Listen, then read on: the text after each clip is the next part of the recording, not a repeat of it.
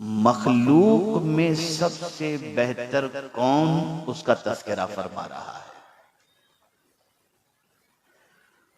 दुनिया का हर इंसान चाहता है कि मैं बेहतर बन जाऊं।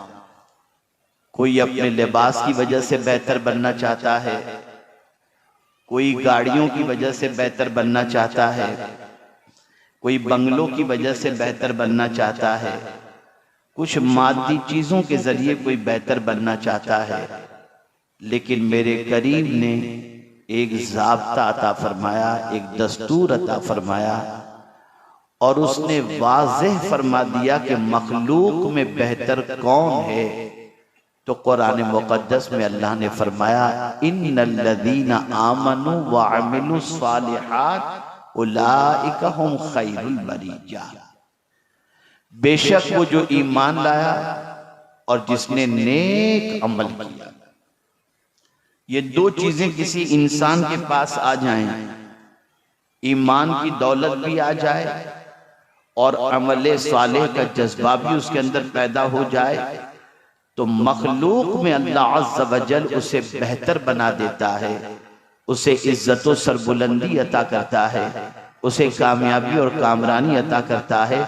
वो इंसान दुनिया के इंसानों के सामने भले गुर्बत की चक्की में पीसा जा रहा हो, उसके जिस्म पर कीमती लिबास भले न हो, उसके पास रहने के लिए झोपड़ा भले हो, उसके पास चलाने के लिए साइकिल भले हो, अगर उसके पास चटाई ही है, नर्म गद्दा नहीं, लेकिन अगर उसके पास ये दो दौलतें मौजूद हैं, ईमान और अमल सालेह, किसी इंसान के नजदीक वो कमतर हो सकता है, लेकिन मेरे मौला के नजदीक यही सबसे बेहतर इंसान है। बहुत माशाअल्लाह। मेरे प्यारे आका सल्लल्लाहु अलैहि वसल्लम के प्यारे दीवानों, मुसलमान के पास ईमान की दौलत तो किसी हद तक है, और मुसलमान अपने आप को मोमिन जरूर कहता है, लेकिन अगर उसकी जिंदगी में झांक करके देखा जाए, बल्कि अगर मैं ये कहूँ तो गलत न होगा, इतना बड़ा मजमा है, इस मजमे के अंदर अगर आप तलाश करें और पूछें लोगों से कि आप में से कितने लोग ऐसे हैं जिन्होंने मगरिब की नमाज अदा की है, जिन्होंने आसर की नमाज अदा की है, जिन्होंने इशा की नमाज अदा की है, या इशा नहीं पढ़े तो घर जाकर पढ़ने का जिन्होंने अहद किया हो या इरादा किया हो, तो आप महसूस कर सकेंगे कि ऐसे बराए नाम कुछ मिलेंगे। न नमाज का ठिकाना है, न वुजू का ठिकाना है, न पाकी का ठिकाना है, न इस्तिंजा के सिलसिले में कोई मसाइल की वाकिफियत है, कुछ भी नहीं। बल्कि जब गांव में जलसा होता है तो ये समझते हैं चलो बड़ा मेला लगा है, तफरीह करके आ जाते हैं। और अगर आप इस नीयत से नहीं आते तो फिर आपकी जिंदगियां बदलती क्यों नहीं हैं? आप नमाजी क्यों नहीं बन जाते? आप दीन क्यों नहीं सीखते? आप अल्लाह के बताए हुए रास्ते पर क्यों नहीं चलते? आप गुनाहों से तौबा क्यों नहीं करते? आप गंदी पिक्चरें देखना क्यों नहीं छोड़ते? पता चला सुधरने की नीयत से आने का जज्बा ही कम है, तफरीह की नीयत से आने का जज्बा इल्ला माशाअल्लाह। मैं सबकी बात नहीं करता, और अल्लाह मेरी बदगुमानी को भी माफ फरमाए। आप अच्छी नीयत से भी आते होंगे, सवाब की नीयत से भी आते होंगे, लेकिन आज मैं आपको बताना चाहता हूँ, ऐ रसूल आजम के दीवानों, हालात हमें जगा रहे हैं, माहौल हमें जगा रहा है, और हमारी परेशानियां, हमारी मुसीबतें, हमारी तकलीफें, ये हमारी मासियत की वजह से है। एक जुमला आपकी समातों के हवाले करता हूँ, जहन में रखिएगा, उलमा से इस्लाह की गरज से सुनने की गुजारिश करता हूँ। मुसीबत पहले नहीं आती, पहले मासियत फिर मुसीबत। पहले मासियत फिर मुसीबत। पहले इंसान गुनाह करता है, फिर मुसीबत आती है। कुरान कहता है मा असाबका मिन मुसीबतिन फबिमा कसबत अयदीकुम, तुमको जो मुसीबत पहुंचती है वो तुम्हारे हाथों की कमाई है। अल्लाहू अकबर। इसी जमीन पर जब इबादत करते थे, इसी जमीन पर जब सजदा रेज होते थे, इसी जमीन पर जब अल्लाह का जिक्र करते हुए चलते थे, इसी जमीन पर रात के सन्नाटे के अंदर अल्लाह को मनाने की और तौबा इस्तिगफार करने की आदत थी, तो मस्जिद के दरवाजे पर गैर मुस्लिम पानी का गिलास लेकर खड़ा होता था और कहता था ये नमाजी है, पढ़ के दम कर देगा तो मेरे घर का मरीज को शिफा नसीब हो जाएगा। लेकिन आज हमारी सोच बदल गई, हमारी फिक्र बदल गई, हमारी आदतें बदल गई, हमारे नजरियात बदल गए, हमारी जिंदगी की रविश बदल गई। नतीजतन आज हम जहां खड़े हैं दुनिया उसे अच्छी तरीके से महसूस कर रही है। अगर आप सोसाइटी के अंदर बेहतर इंसान बनना चाहते हैं, आप अगर मुआशरे के अच्छे इंसान बनना चाहते हैं और अल्लाह के नजदीक बेहतर बनना चाहते हैं, अल्लाह की मखलूक के अंदर बेहतर बनना चाहते हैं, तो मेरे करीम ने एक ज़ाब्ता अता किया, ईमान और अमल साले। मोमिन बनकर के जियो और नेक अमल करो। ये दो चीजें अगर तुम इख्तियार कर लोगे तो ये किसी और का वादा नहीं, ये माबूद बरहक का वादा है। उलाइका हुम खैरुल बरिया। ए रसूल रहमत सल्लल्लाहु अलैहि वसल्लम के दीवानों, हम चाहते हैं कि गुनाह करें और दुनिया इज्जत दे, हम चाहते हैं कि आवारगी करें और दुनिया इज्जत दे, हम चाहते हैं दीन के रास्ते से हट करके चलें और दुनिया इज्जत दे। कभी इज्जत नहीं मिल सकती। याद रखें, कांटे का बीज बो करके गुलाब की उम्मीद रखना यह हिमाकत के अलावा और कुछ नहीं है। गुलाब का बीज बोओगे तो गुलाब निकलेगा, कांटे के बीज बोने के बाद गुलाब की उम्मीद नहीं रखी जा सकती।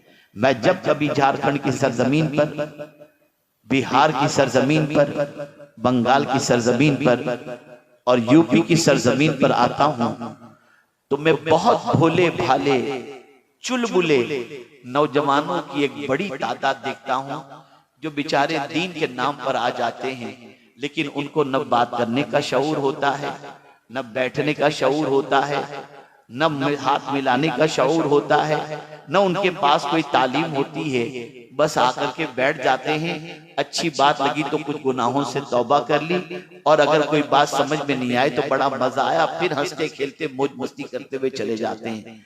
आज एक वाकया मैं आपको सुनाना चाहता हूँ, खासतौर पर मेरे उन नौजवान बच्चों को जिनकी उम्र बहुत कम है। आप इनकलाब ला सकते हो, आप मुआशरे में तब्दीली ला सकते हो, आप मुआशरे को संवार सकते हो। कैसे? मैं आपको बंगाल का एक वाकया मेरा अपना बताऊं। मेरे एक दोस्त है मुफ्ती साहब, उन्होंने बड़ी रिक्वेस्ट की मुझे कि आप मेरे यहाँ चलें। मैं उमूमी तौर पर बहुत सारे इस किस्म के इलाकों से थोड़ा सा डरता हूँ, घबराता हूँ, लेकिन उनके इसरार पर मैं उनके इलाके में गया। एयरपोर्ट पर वो रिसीव करने आए थे, साथ चले, 2-2.5 घंटे का सफर था। जब उनके गांव में हम पहुंचते हैं तो गांव में एंटर होते ही एक अच्छी इमारत थी, उन्होंने वो इमारत बताई। बोले हजरत ये इमारत देख लीजिए आप। मैं देखा, बोले हजरत ये स्कूल है। मैंने कहा माशाअल्लाह, आपके छोटे से गांव में इतना बड़ा स्कूल? बोले हाँ। फिर उसके बाद कयामगाह पर पहुंचे, चाय नाश्ता हुआ और फिर गुफ्तगू का सिलसिला शुरू हुआ। मेरे बच्चों गौर से सुनो, कान खोल करके सुनो, अच्छी तरीके से सुनो। मुफ्ती साहब ने कहा कि हजरत जो इमारत आपने देखी ना, वो स्कूल जो आपने देखी? मैं बोला हाँ। आपको मालूम है किसने बनाई? मैंने कहा नहीं। कहा जिस कमेटी ने आज आपको बुलाया है उस कमेटी के 200 मेंबर हैं, जिसमें से 20 ऐसे मेंबर होंगे जो कोई अच्छा काम करते हैं। मिसाल के तौर पर कोई पीयूपी का काम करता है, कोई फर्नीचर का काम करता है, इस तरीके के 20 लोग होंगे। और 180 या गालिबन 160 मेंबर ऐसे हैं जो बड़े शहरों की होटलों के अंदर बर्तन साफ करते हैं। 200 मेंबरों की वो जमात, वो कमेटी, जिसमें से 160 या 180 बच्चे बेंगलोर, मुंबई, कलकत्ता, दिल्ली, वहां की होटलों के अंदर बर्तन साफ करते हैं। इन 200 बच्चों ने मिलकर ये स्कूल बनाया है। मैंने कहा इन बच्चों के दिल में स्कूल की तड़प कैसे पैदा हुई? अब मुफ्ती साहब का जवाब सुनिए। उन्होंने जवाब में कहा कि हजरत, ये जब सेठों के बच्चों को होटल में आता देखते थे ना, तो इनका दिल अंदर से उड़ता था और ये सोचते थे कि क्या हमारे बेटे भी इनके बेटे जैसे बन सकते हैं। तो जहन में उनके बात आई, अगर हमारे बच्चों ने इल्म हासिल कर लिया तो इनके बच्चे जैसे बन सकेंगे, और अगर जाहिल रहे तो हमारी तरफ बर्तन साफ करते रहेंगे। इन सब लोगों ने कतरा कतरा जमा किया और आज ये बेहतरीन स्कूल इन्होंने तामीर किया है। और आज इस स्कूल के अंदर सैकड़ों बच्चे पढ़ रहे हैं जो आगे चल करके बेहतरीन इल्म के जेवर से आ रहा है। मेरे बच्चों, तुम भी अपनी सोच बनाओ, तुम भी मुआशरे के अच्छे बच्चे बनो, तुम भी सोसाइटी के अच्छे इंसान बनो। तुम्हारे अंदर भी एक जज्बा होना चाहिए। तुम्हारे पास भी दिल है, तुम्हारे पास भी दिमाग है, तुम्हारे पास ईमान की दौलत है। सिर्फ कमी है तो इस चीज की कि तुम्हारे पास कोई गाइडलाइन नहीं, तुमको कोई संभालने वाला नहीं, तुमको कोई संवारने वाला नहीं। अपनी मर्जी से बड़े हो रहे हो, माँ बाप पढ़े लिखे नहीं, और अपनी मर्जी से बड़े होने के बाद अपनी मर्जी से चल रहे हो और अपनी मर्जी से जी रहे हो। तुम्हें यह शऊर नहीं है क्या चीज अच्छी है और क्या चीज बुरी। लेकिन आओ, मैं तुम्हें एक दावत देता हूँ, एक फिक्र देता हूँ। तुम सुन्नी दावत इस्लामी के माहौल से वाबस्ता हो जाओ।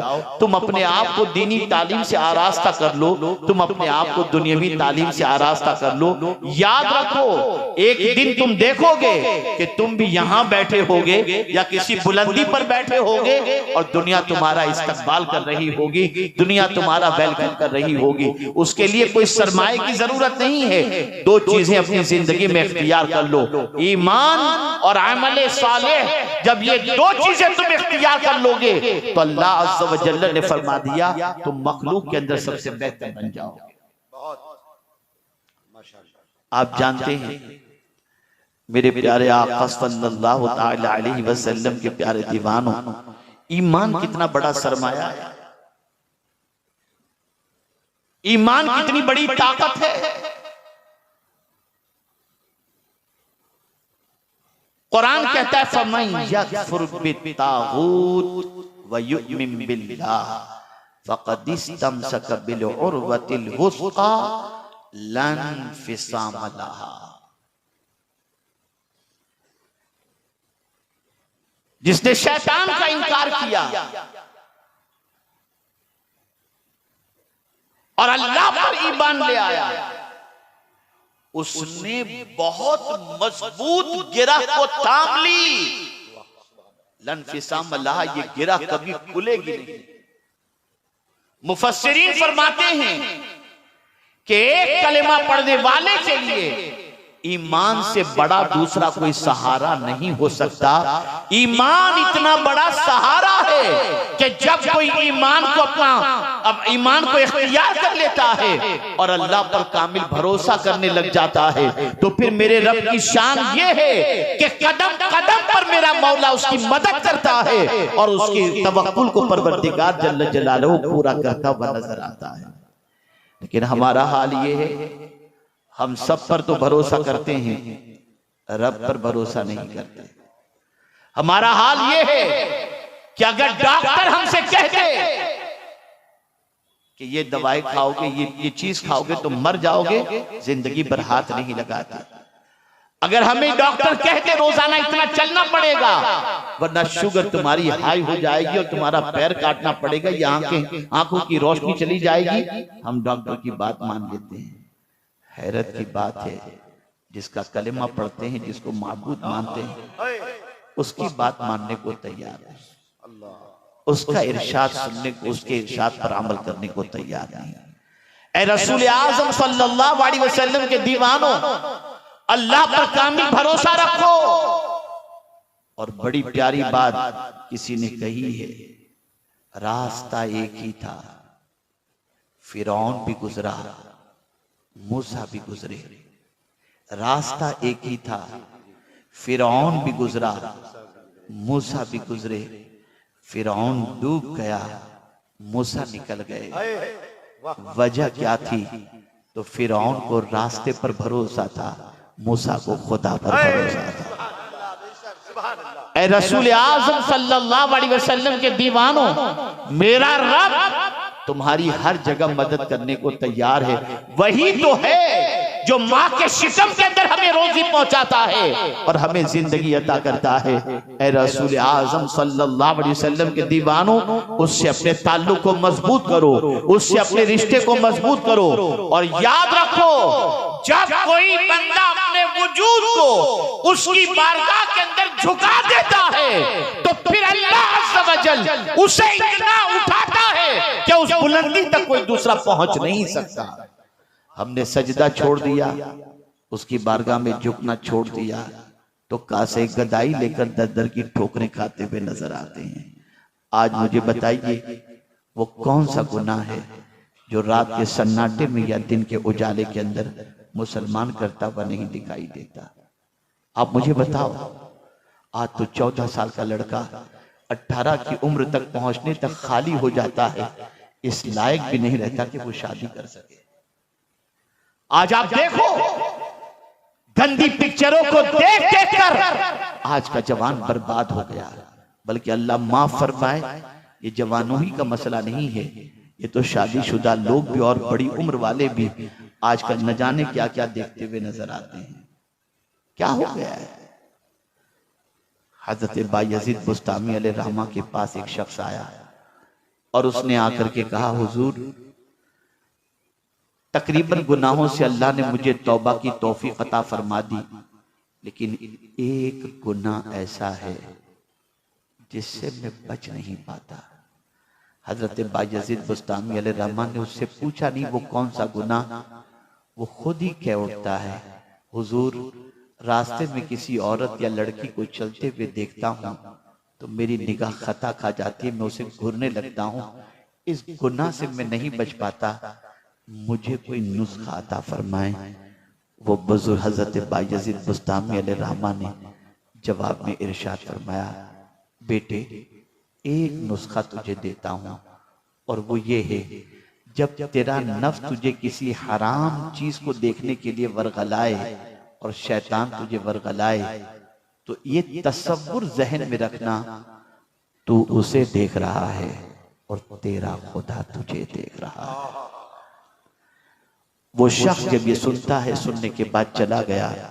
15 दिन के बाद पलट करके आया तो बायजीद बुस्तामी से कहता है, हजरत, खुदा देख रहा और मैं हरामकारी करूं, मुझसे नहीं हो पाता, मुझे अल्लाह ने तौबा की तौफीक अता फरमा दी। अब जब भी निगाह उठती है तो कुरान देखने उठती है, हलाल चीजों को देखने के लिए उठती है, माँ बाप को मोहब्बत और शफकत से देखने के लिए उठती है। जालिमों, खुदा देख रहा है और हम पाप कर रहे हैं, खुदा देख रहा है, हम बुराई के दहलीज पर जा रहे हैं। आज आप देखो, अंदाजा लगाओ, हमारी कौम के नौजवान कहाँ मिलेंगे, क्या करते हुए मिलेंगे? बदल डालो। और ऐ नौजवानों, तुम्हारी जिम्मेदारी सिर्फ खुद के संवरने की नहीं है, बल्कि तुम्हारी जिम्मेदारी ये भी है कि तुम्हें पता चले कि कोई गलत रास्ते पर जा रहा है, पकड़ो उसे, बिठाओ, डराओ अल्लाह से, समझाओ उसे, और सुन लो, जिस किसी को तुमने समझाया और तुम्हारे समझाने के बाद वो बुराई की दहलीज पर जाने से बच जाता है और बुराई से तौबा कर लेता है, तो मुस्तफा प्यारे सल्लल्लाहु अलैहि वसल्लम का फरमान है, कल बरोज़े क़यामत जब उस बंदे को जन्नत में अल्लाह जाने का हुक्म देगा तो वो बंदा कहेगा, मौला, मैं तो गुनहगार था, सियाहकार था, फला मेरे दोस्त ने मुझे सीधा रास्ता दिखाया, मौला आज मैं अकेला जन्नत में नहीं जाऊंगा, मेरे उस दोस्त को भी अपने साथ लेकर के जन्नत में जाना चाहता हूँ। मुसलमानों, ये तुम्हारी जिम्मेदारी थी, ये तुम्हारी रिस्पॉन्सिबिलिटी थी, ये तुम्हारा फर्ज था। अगर हमने ये फर्ज निभाया होता तो हमारे बच्चे आवारा नजर ना आते, हमारे बच्चे बदकिरदारी के अंदर नजर ना आते, लेकिन हमने ये जिम्मेदारी तर्क कर दी और इसको जिम्मेदारी महसूस ही नहीं की, नतीजतन हमारा मुआशरा बिगड़ रहा है।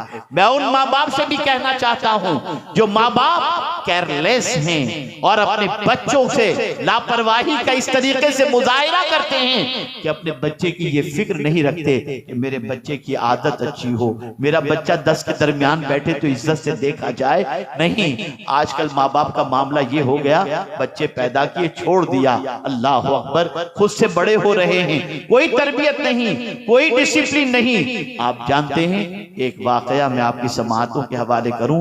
गालिबन मैं जर्मनी से आ रहा था, फ्लाइट के अंदर बैठा हुआ था, मेरे बाजू में एक फैमिली बैठी हुई थी। उस फैमिली के अंदर एक खातून, उसका शौहर और एक नन्हा सा बच्चा था। और चाइल्ड मील माँ ने मंगवाया, बच्चे का खाना फ्लाइट के अंदर। बच्चे का जैसे ही खाना आया, माँ ने बच्चे के लिए लुकमा बनाया। एक लुकमा मुंह में रखने से पहले बच्चे से कहते, बेटे बोलो बिस्मिल्लाह। बच्चा बोलता बिस्मिल्लाह। बच्चे के मुंह में माँ लुकमा रखती, उसके बाद बच्चे से माँ कहती बोल बेटा अल्हम्दुलिल्लाह। तो बेटा कहता अल्हम्दुलिल्लाह। एक एक लुकमे पर माँ बिस्मिल्लाह शरीफ भी पढ़ा रही है और अल्हम्दुलिल्लाह भी कहला रही है। मेरे अंदर सीखने का जज्बा है। मैं जानना चाहा कि आखिर इसकी वजह क्या है। मैंने बच्चा जब खाना खा चुका और माँ खिला चुकी, तो मैंने उस बच्चे के बाप से पूछा कि जरा अपनी बेगम से ये पूछ के मुझे बताएं कि ये बहन जो है वो अपने बच्चे को हर लुकमे पर बिस्मिल्लाह और अल्हम्दुलिल्लाह क्यों पढ़ा रही है। तो उस औरत ने मेरी बात समझ ली। इसका शौहर जवाब जो उससे पहले औरत जवाब देती है, हजरत मामला सबसे बड़ा ये है, मैं देख रही हूँ कि आज का मुसलमान टनो खा लेता है, न बिस्मिल्लाह पढ़ता है न अल्हम्दुलिल्लाह पढ़ता है। तो मैं अपने बच्चे को हर लुकमे पर इसलिए बिस्मिल्लाह पढ़ा रही हूँ और हर लुकमे पर अल्हम्दुलिल्लाह इसलिए कहला रही हूँ, ताकि बड़ा होने के बाद शुरू में तो कम से कम एक बार बिस्मिल्लाह पढ़ ले और आखिर में तो एक बार अल्हम्दुलिल्लाह पढ़ ले। उस माँ की अजमतों को सलाम जो माँ अपने बच्चे की तरबियत में इतनी फिक्र करती है। लेकिन आज की माएं सीरियल देख रही हैं, बच्चा दूध के लिए रो रहा है, माँ को फिक्र नहीं है। टहलने के लिए निकल रही है, बच्चा तड़प रहा है, माँ को फिक्र नहीं है। बाप कमाने के लिए निकल रहा है, बच्चा तड़प रहा है, बाप को फिक्र नहीं है। सुन लो, हदीस मुस्तफा सल्लल्लाहु अलैहि वसल्लम है, कुल्लुकुम राइन व कुल्लुकुम मसऊलुन अन रइयतिही। याद रखो, हर बच्चे के बारे में उसके माँ बाप से कयामत के दिन पूछा जाएगा। क्या आप नहीं चाहते कि आपके इस इलाके के बच्चे, आपके बच्चे ऐसे बन करके यहां से निकलें कि पूरी दुनिया में उनका नाम हो? क्या आप नहीं चाहते कि 10 के दरमियान आपका बच्चा बैठे तो आपके बच्चे को इज्जत की निगाह से देखा जाए? अगर आप चाहते हैं तो आप उसके लिए वक्त दीजिए, उसके पीछे टाइम सर्व कीजिए। याद रखें, मेरे प्यारे आका सल्लल्लाहु ताला अलैहि वसल्लम के प्यारे दीवानों, इमाम गजाली रहमतुल्लाह ताला अलैह यहाँ तक फरमाते हैं कि अपने बच्चों को खाने पीने के आदाब भी सिखाना, ये भी माँ बाप की जिम्मेदारी है। सिखाते हैं, खुद ही को नहीं मालूम तो क्या सिखाएंगे, कैसे सिखाएंगे? अब अगर कोई ये तसव्वुर करता हो, मौलाना आप कह रहे हैं लेकिन हमारे यहाँ तो मसला ये है कि कल क्या हमें खाना है उसकी फिक्र है, अब ये सारी चीजें कहां से करें? तो मैं आपको बताऊं, गुर्बत इतनी भी नहीं है जितनी रसूल आजम सल्लल्लाहु अलैहि वसल्लम के दौरे पाक के अंदर, सहाबा के अंदर थी। आप जरा सोचो, ग़ज़वे उहद में शहीद होने वाले सहाबा के पास कफन भी पूरा नहीं था। आप जानते हैं कि आज सैयदुश शुहदा सैयदना अमीर हमजा रदियल्लाहु ताला अन्हु, हजरत मुसाब इब्ने उमैर, हजरत अब्दुल्लाह इब्ने जहश रदियल्लाहु ताला अन्हुम का जहां मज़ार अक़दस मौजूद है, उनकी तदफीन के लिए क्या चीज थी? एक चादर। ऊपर का हिस्सा ढांका जाता तो नीचे का हिस्सा खुला रहता था, और नीचे का हिस्सा ढांका जाए तो ऊपर का हिस्सा खुला रहता था। आज मुसलमान दुनिया में कहीं भी मरे उसे पूरा कफन तो मिल जाता है, लेकिन उस वक्त ये भी नहीं था। लेकिन आप जानते हैं आका करीम सल्लल्लाहु अलैहि वसल्लम के वो सहाबा जो गुर्बत की इतनी चक्की में पीसे जा रहे थे, लेकिन बावजूद ईमान का वो पहाड़ थे कि दुनिया उनके नाम से कल भी लरसती थी और आज भी लरसती भी नजर आती है। गुर्बत किसी चीज में रुकावट नहीं बनती। खुद मेरे आका सल्लल्लाहु अलैहि वसल्लम की हयात तैयबा तो देखें, अल्लाह अकबर। मैं अक्सर कहा करता हूं, एक गरीब,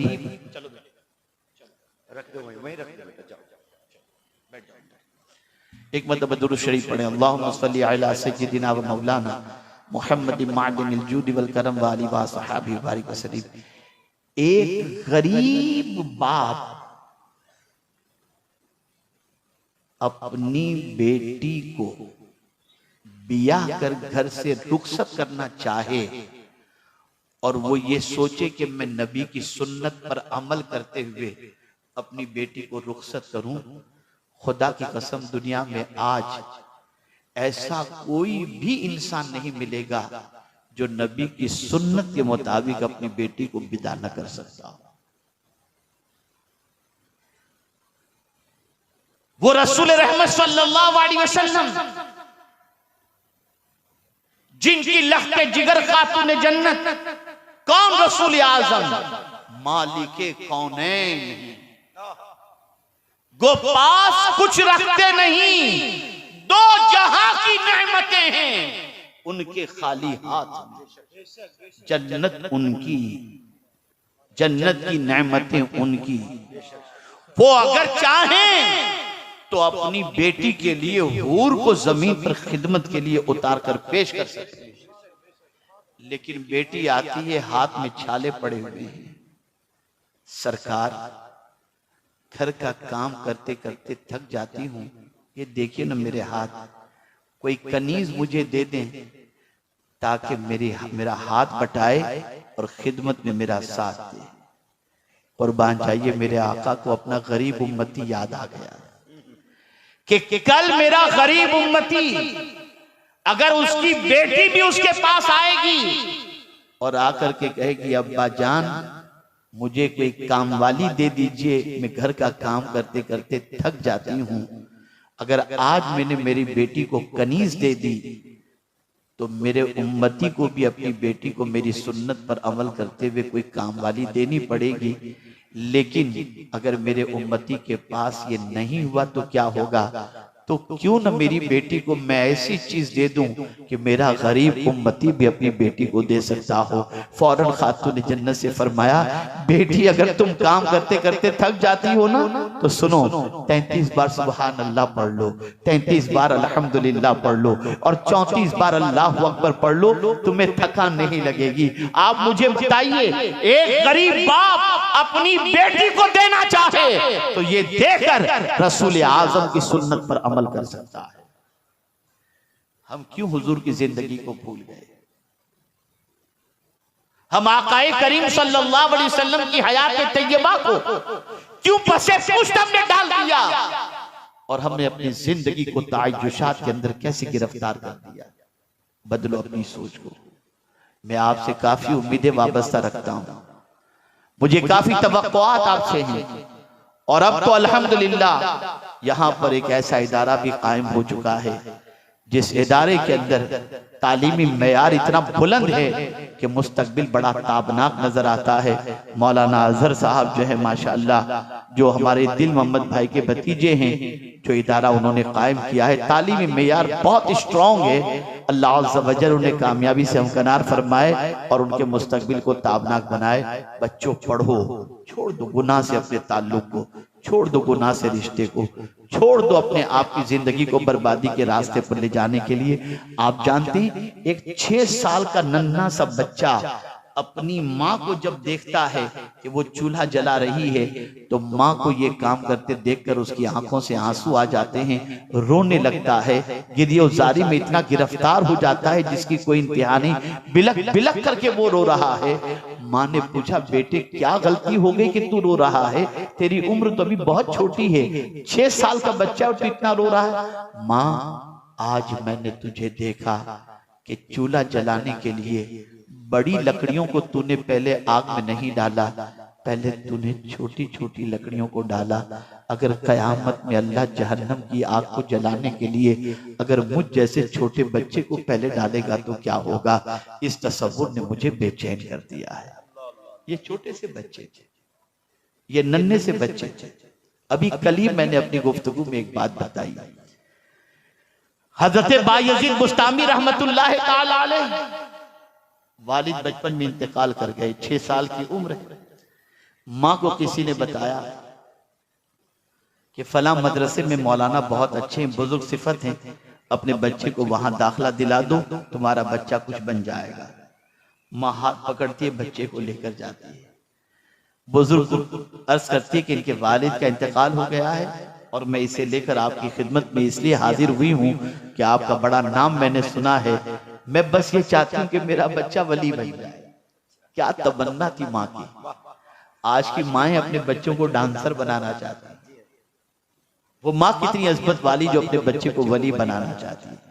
माँ ने ये कहा और कहा मेरे बेटे को घर मत भेजिएगा हुजूर, घर आएगा तो इसका घर में दिल लग जाएगा, तालीम का नुकसान होगा, इसे हुजूर आपके पास रखिए। बच्चा रहने लगा। बायजीद बुस्तामी 6 साल की उम्र में पढ़ने के लिए गए, रुक गए। वक्त गुजरता गया, माँ की याद तड़पाने लगी। नन्हे से बच्चे की उम्र होती, नन्हे से बच्चे को माँ की याद नहीं आएगी तो किसकी याद आएगी। रात के सन्नाटे में रो रो कर अपनी रात गुजारने वाला ये बच्चा 6 महीने का अरसा गुजर जाता है। परेशान होता है कि 6 महीने हो गए मैंने अपनी माँ का चेहरा नहीं देखा। रोते हुए अपने उस्ताद के पास बायजीद पहुंचते और अर्ज करते हैं, हुजूर मुझे एक दिन की सिर्फ इजाजत दीजिए, मैं जाऊंगा, एक रात माँ के साथ गुजारकर मैं वापस आ जाऊंगा, मुझे एक दिन की इजाजत दीजिए। आंखों में आंसू देकर उस्ताद का दिल मोम हो गया। इरशाद फरमाया, जाओ बेटे मैं इजाजत देता हूँ लेकिन एक दिन से ज्यादा मत रुकना। बच्चे ने कहा ठीक है। बायजीद घर पर गए, दरवाजे पे दस्तक दी, माँ माँ करके आवाज दे रहे हैं, अंदर से कोई जवाब नहीं आ रहा है। पहली बार आवाज दी, अंदर से कोई जवाब नहीं आया। दूसरी बार आवाज दी, कोई जवाब नहीं आया। तीसरी बार जरा बुलंद आवाज से कहा, माँ। अंदर से आवाज आई, कौन? बायजीद ने कहा कि तुम्हारा बेटा बायजीद। इतना सुनना था कि माँ ने अंदर से कहा, मेरा बायजीद अभी नहीं आ सकता, मेरा बायजीद उस वक्त आएगा जब वो वली बन चुका। जब माँ ने ये कहा और दरवाजा नहीं खोला, बायजीद रोते हुए वापस मदरसे चले गए। 16 साल तक अपनी माँ के पास नहीं आए और उन्होंने मदरसे में इल्म हासिल किया। 16 साल के बाद एक रात हजरत बायजीद बुस्तामी के उस्ताद गिरामी को अल्लाह अकबर रसूल रहमत सल्लल्लाहु अलैहि वसल्लम ख्वाब में तशरीफ लाए। इरशाद फरमाया, सुनो तुम्हारे पास ये नौजवान जो पढ़ रहा है ना बायजीद, मुबारकबाद उसे पेश करो, हमने उसे विलायत कुबरा का ताज अता कर दिया है। अल्लाह अकबर। उस्ताद ने बच्चे को बुलाया, सीने से लगाया और फरमाया, तुम मुकम्मल हो चुके, अब तुम जा सकते हो। पलटकर घर पे गए। 16 साल के बाद माँ के पास जा रहे हैं, दरवाजे पे दस्तक दी। पहली ही बार दरवाजे पे दस्तक देते ही माँ ने अंदर से पूछा, कौन? कहा तेरा बायजीद। दरवाजा खोला, बेटे को देखा, मूछें निकल आई थी, जवां साल खड़ा था।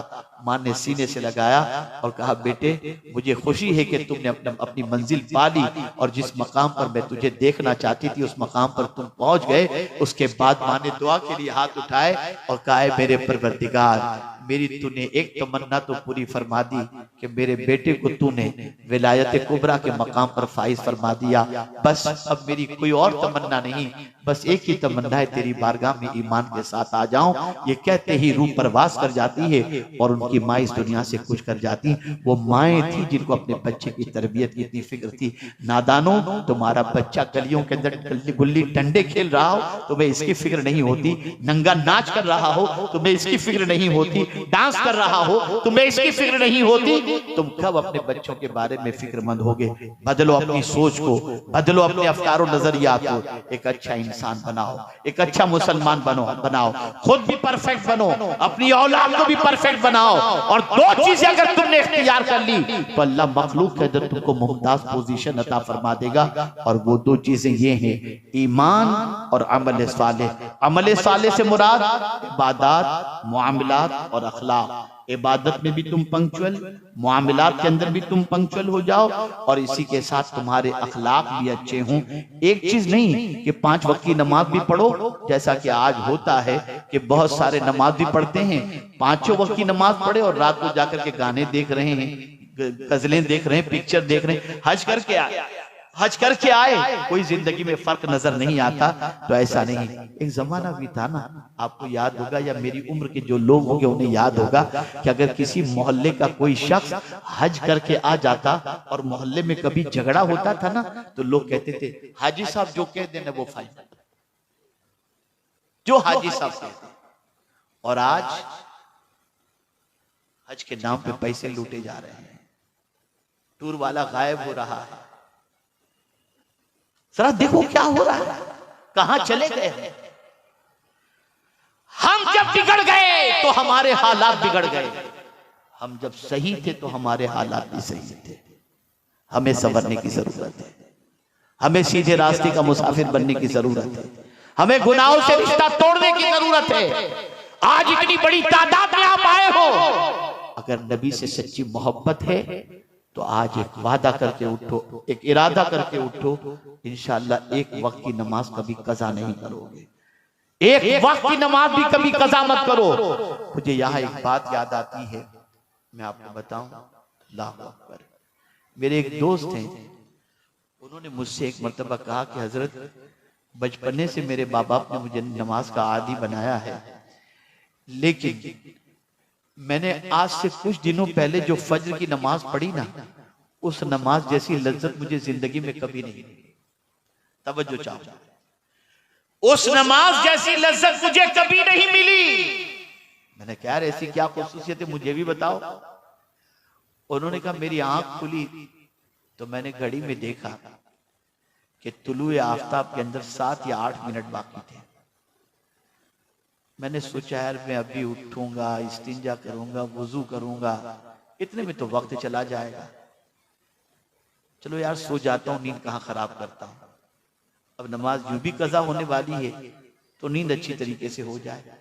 लेकिन एक ख्याल ने मुझे बिस्तर से उठने पर मजबूर किया, और वो ख्याल ये था, अचानक मुझे हुजूर की हदीस याद आ गई कि मेरे आका फरमाते हैं नमाज में मेरी आंखों की ठंडक है। बस मेरे दिल ने कहा अगर मैं उठ के नमाज पढ़ लूंगा ना तो हुजूर की आंखों को ठंडक पहुंचेगी। मैं जल्दी से उठा, जल्दी जल्दी मैंने वुजू किया और 2 फर्ज ही मैंने अदा कर ली ताकि मेरी नमाज कज़ा न होने पाए।